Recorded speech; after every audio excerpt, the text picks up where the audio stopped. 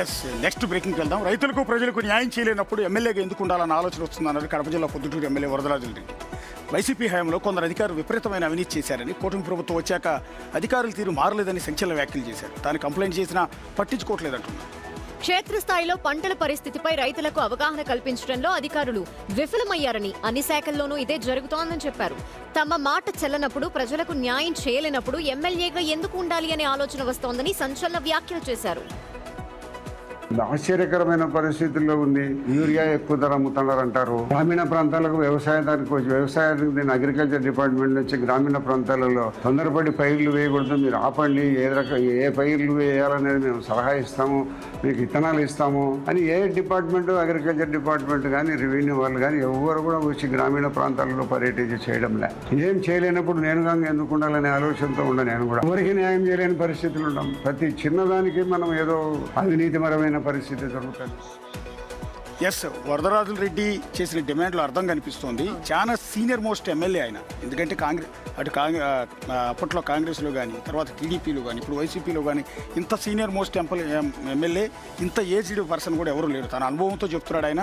ఇందాక నాదెళ్ల మనోహర్ గారు అదే సిచ్యువేషన్. అధికారులు కోఆపరేట్ చేయట్లేదు, వినట్లేదు మాటని. మంత్రి మాట వినట్లేదు, ఇక్కడ ఎమ్మెల్యే మాట వినట్లేదు. అంటే టీడీపీలో ఏం జరుగుతోంది అసలు? అక్కడ మంత్రి అదే ఆవేదన, ఇక్కడ సీనియర్ ఎమ్మెల్యే అదే ఆవేదన. ఏం జరుగుతుంది? చంద్రబాబు నాయుడు గారు దీని మీద సీరియస్గా తీసుకోవాలి, సమీక్షలు చేయాలి, ఖచ్చితంగా సీరియస్ యాక్షన్ కూడా తీసుకోవాలి. ఒకసారి కడప శివ దగ్గరికి వెళ్దాం. శివ, ఏంటి వరదరాజుల రెడ్డి గారి ఆవేదన నాకు అర్థమవుతోంది. ఏంటి తదుపరి ఏమన్నా ఈ ప్రెస్ మీట్ పెట్టి స్టేట్మెంట్ ఇచ్చిన తర్వాత ఏమన్నా ప్రభుత్వం నుంచి రియాక్షన్ ఏమన్నా వచ్చిందా? అధికారుల నుంచి ఏమన్నా రియాక్షన్ వచ్చిందా?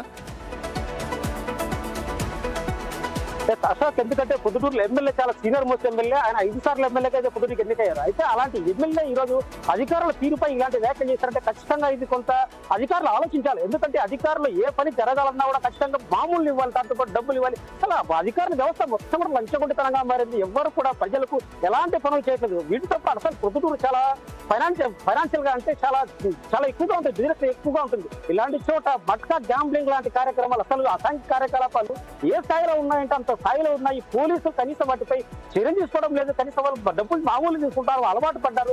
ఇలాంటి పరిస్థితుల్లో నేను ఎందుకున్నాను, అసలు నేను ఎందుకుంటానని ఆయన వ్యాఖ్యలు చేశారంటే ఖచ్చితంగా ఇది అధికార వ్యవస్థపై ఖచ్చితంగా ప్రభావం. ఎందుకంటే ప్రభుత్వం కూడా గతంలో కూడా సేమ్ అధికార వ్యవస్థ ఇలాంటి ఉంది. అధికారులు లంచాలకు అలవాటు పడ్డారు, డబ్బులు తీసుకున్నారా మొదటి నుంచి ఆరోపణ చేస్తారు. కూటమి ప్రభుత్వం వచ్చిన తర్వాత మొదట్లో కూడా ఇదే వ్యాఖ్యలు చేశారు. ఇప్పుడు స్టిల్ ఇప్పటి గంటల తర్వాత కూడా ఇదే వ్యాఖ్యలు చేశారంటే ఖచ్చితంగా ఇది చాలా తీవ్రంగా ఆలోచించారు. ఎందుకంటే ఇక్కడ ప్రజలకు సంబంధించి ఇక్కడ ఆయన చెప్తారు, ఒక సంక్షేమ పథకాలు కనీసం ప్రజలకు పేదలకు అందడం లేదు.